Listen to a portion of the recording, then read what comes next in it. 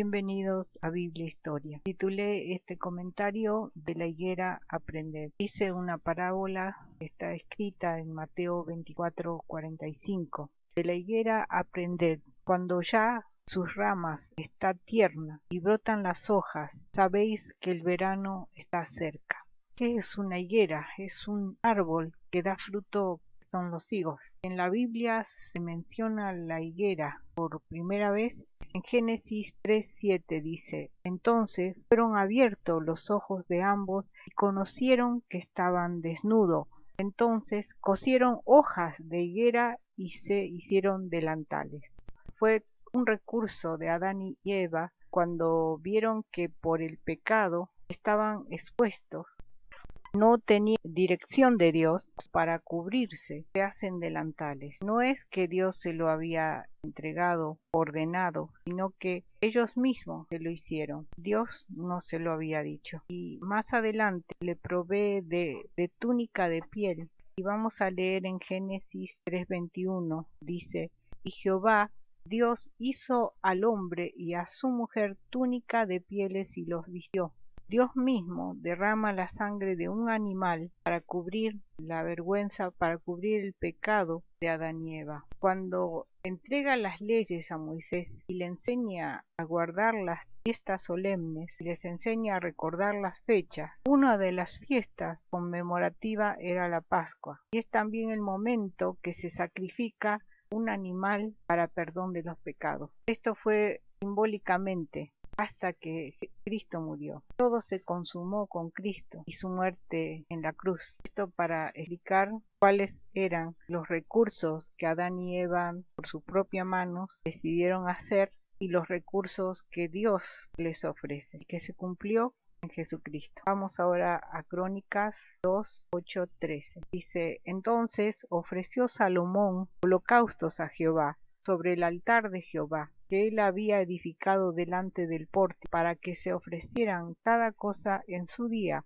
conforme al mandamiento de Moisés, en los días de reposo, en las lunas nuevas, en las fiestas solemnes, 3 veces en el año, semana y en la fiesta de los tabernáculos. Jesús fue el sacrificio una vez para siempre, cumplió toda la ley. Todas estas ordenanzas ya no tienen significado después de Cristo. ¿Por qué digo esto? Porque vamos a ir a otro versículo que es el de Juan 1:21. Dice: el siguiente día vio Juan a Jesús que venía a él y dijo: he aquí el Cordero de Dios que quita el pecado del mundo. Este mismo Juan Bautista fue anunciado por un ángel cuando su padre Zacarías ofrecía el sacrificio de la tarde, y es a las 15 horas de la hora que actualmente utilizamos. Exactamente es la hora también que Jesús muere y coincide con la hora del sacrificio del Cordero. Después, y hay que recalcar que después de Jesús y antes de morir nos dijo: hagan esto y hagan esto, haced esto. Una sola ordenanza, una sola institución debía ser la cena. Todo lo demás pasó, pero si Jesús le envía a hacer la cena, tenemos que cumplir esa ordenanza. Y vamos a ver en Lucas 22:17.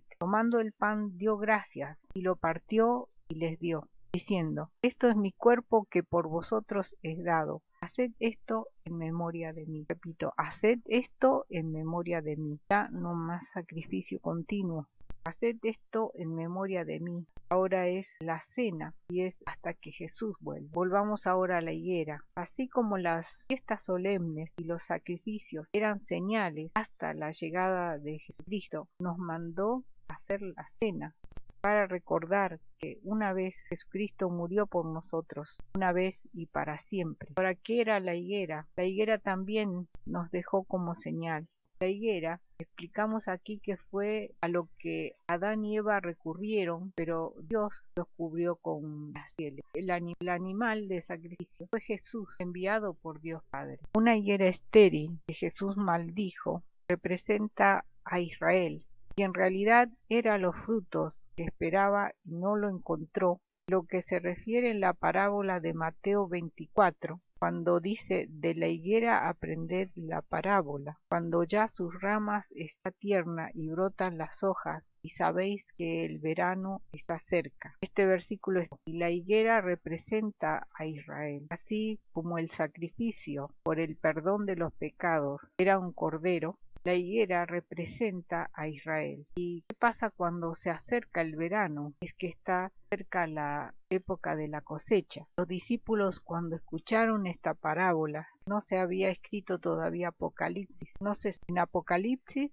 se habla de la cosecha de trigo y de uvas, pero no de higos. La higuera en Israel también era el lugar donde los maestros, conocedores de escritura, se sentaban a enseñar. Y es una figura que la Biblia usa figura para podernos enseñar los tiempos de Dios. Vamos a Jeremías 8:2. Y se han avergonzado de haber hecho abominación, ciertamente no se han avergonzado en lo más mínimo, ni supieron avergonzarse. Caerán por tanto entre los que caigan, cuando los castigue caerán, dice Jehová. Los cortaré del todo, dice Jehová. No quedarán uvas en la vid, ni higos en la higuera, y se caerá la hoja, y los que les he dado pasará de ellos. Simbólicamente, la higuera representa que Israel no, y en la parábola de Mateo 24 dice: de la higuera aprended la parábola. Cuando ya su rama está tierna y brotan las hojas, sabéis que el verano está cerca. Como dijimos, este versículo está en Mateo 24:45, y si la higuera es Israel, terminó en el año 70, que fue profetizado por Jesús, pero también dice que vean la higuera. En las profecías que ya se cumplieron, señalaremos algunas, y es solo de ver las noticias para entender algunas profecías.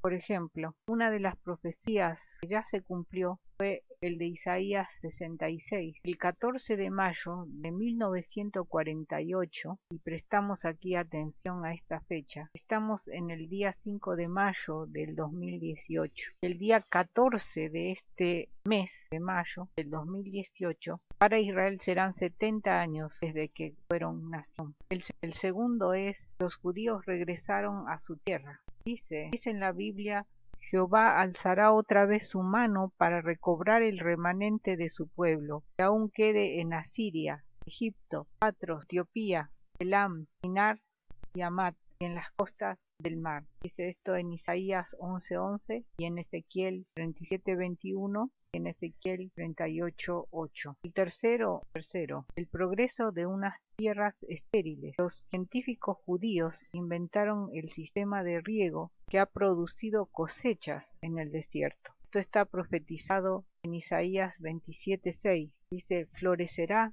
y echará renuevo Israel, y la faz del mundo llenará su fruto. Está hablando de Israel, y esto es lo que ha pasado en Israel. El número 4 es la restauración del idioma hebreo, aunque en Sofonías 3:9 puede ser interpretado también como la señal en Pentecostés. Cuando volvieron los israelitas de diferentes países, eligieron un idioma que pudieran comprender todos, y se estableció el hebreo.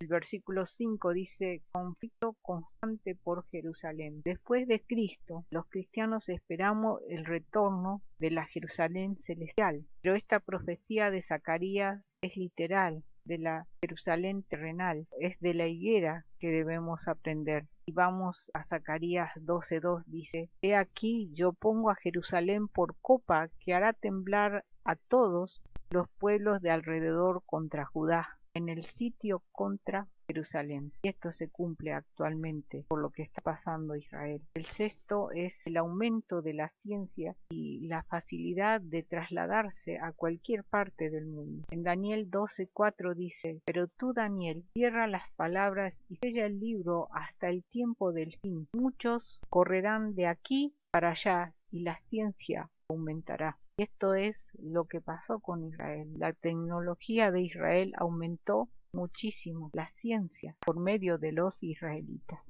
Hay muchas otras señales que dice cómo serán antes del retorno de nuestro Señor Jesús. Y esto es solo para destacar lo que es fácilmente visibles y que ya tuvieron su cumplimiento. Este comentario fue para señalar, en primer lugar, fue la descripción de las señales que se cumplieron en Jesucristo y cómo tenemos que vivir en este tiempo, entendiendo lo que Jesucristo nos habló a través de las parábolas, la necesidad de estar atentos a los acontecimientos que pasan en el mundo con respecto a Israel, porque Jesús mismo lo dijo.